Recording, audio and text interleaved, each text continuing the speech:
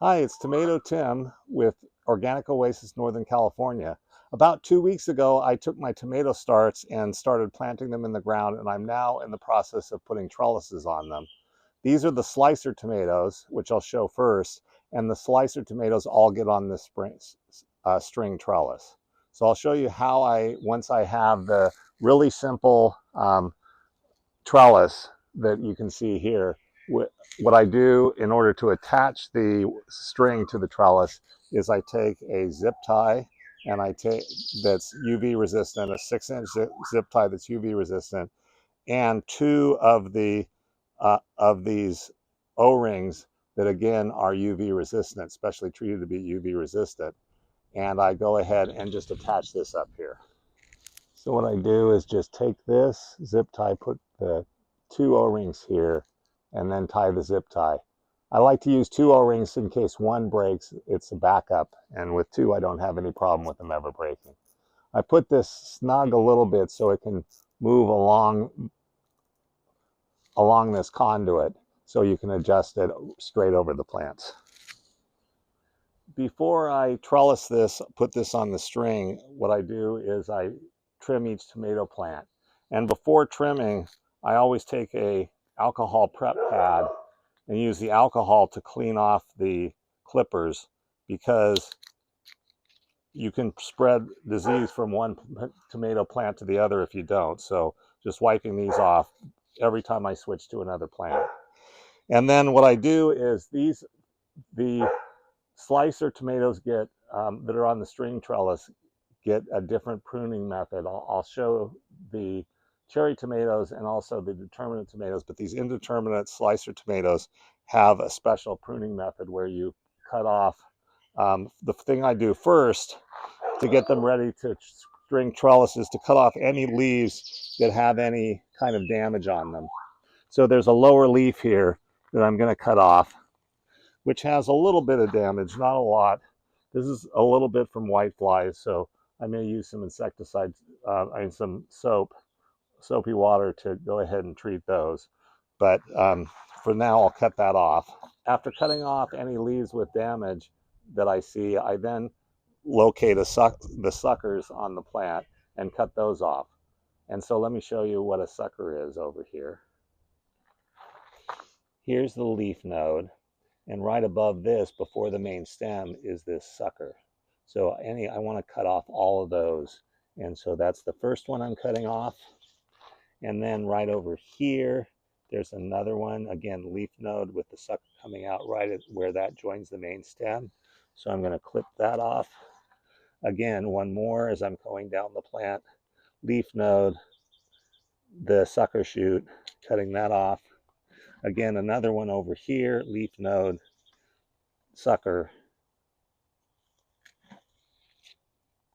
And so now that I've got all the suckers down, the last thing that I'm going to do is cut the leaves which are down on the mulch that we have on top of the bag. And I want to get these off of the ground. So I'm going to cut this one.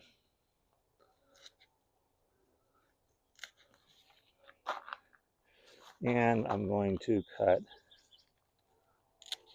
this one.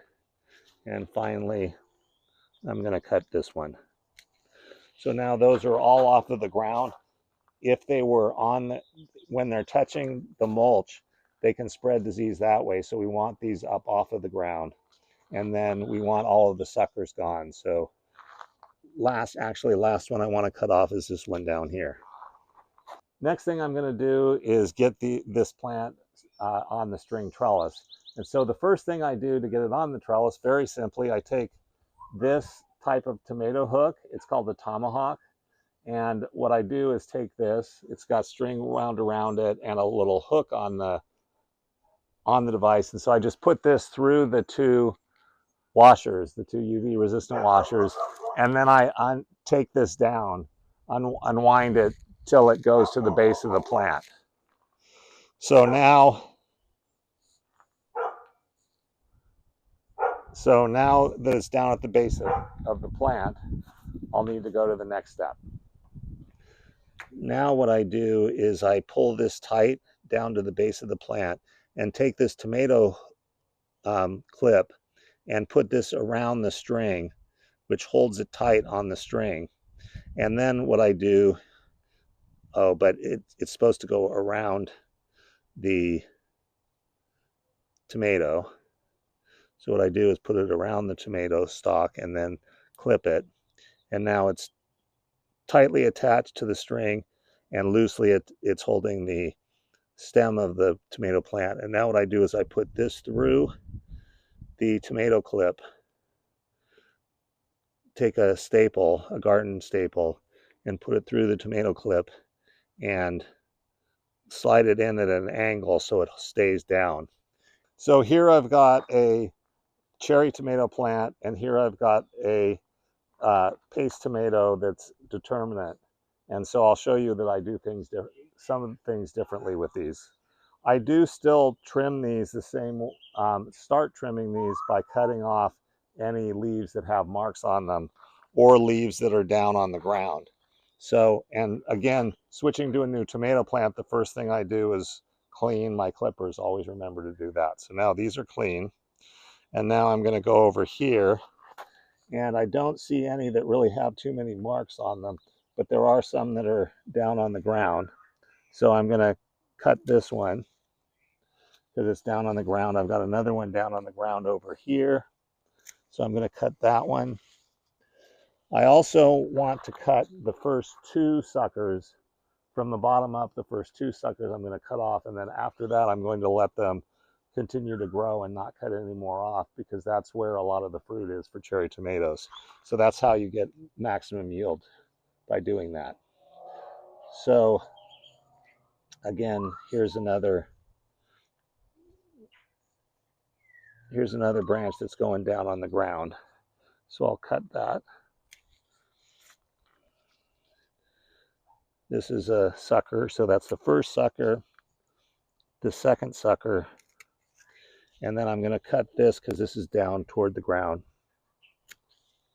And that's what I'll do for trimming the cherry tomatoes. And then what I'm going to do is use this plastic trellis, and I have a video on this. I am still using this plastic trellis, but it's a little bit fragile, and actually the company that was making it went out of business, so I'm currently looking for a new trellis to replace this. But in the meantime, I'm using the trellises that I have, just being very careful with them. So this can go over the 20-pound bag, and can fit in just inside the 20-pound bag. And I'll push these down. And now, if this wasn't big enough, what I might do is put a stake in there in the center, a short stake, maybe this tall, in the center, and attach it to that before it's big enough to really hold itself on the trellises. But this one is doing pretty well, so I think I'll just leave it the way it is and avoid using the center pole this year, because I think this one's big enough to go ahead and support itself. So the trimming is very much the same on the determinate tomatoes as it is on the cherry tomatoes, but I've already trimmed this one, so again, it's off the ground. Any leaves that have marks on them, I cut off. So this one's ready to trellis. And here's where I use this folding 5-foot trellis. The determinate tomatoes normally are shorter, and they don't get up nearly as high as the cherries or the indeterminate tomatoes. So I'm just going to use this cage.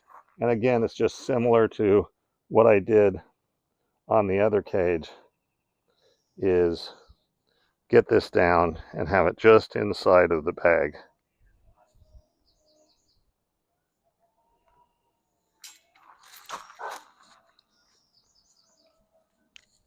And push it down. Be careful not to break this.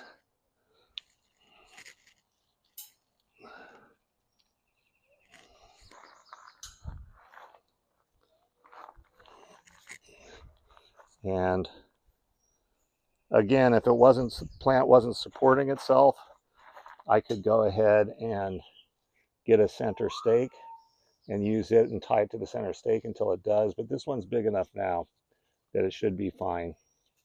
And so we'll just go with the outside trellis.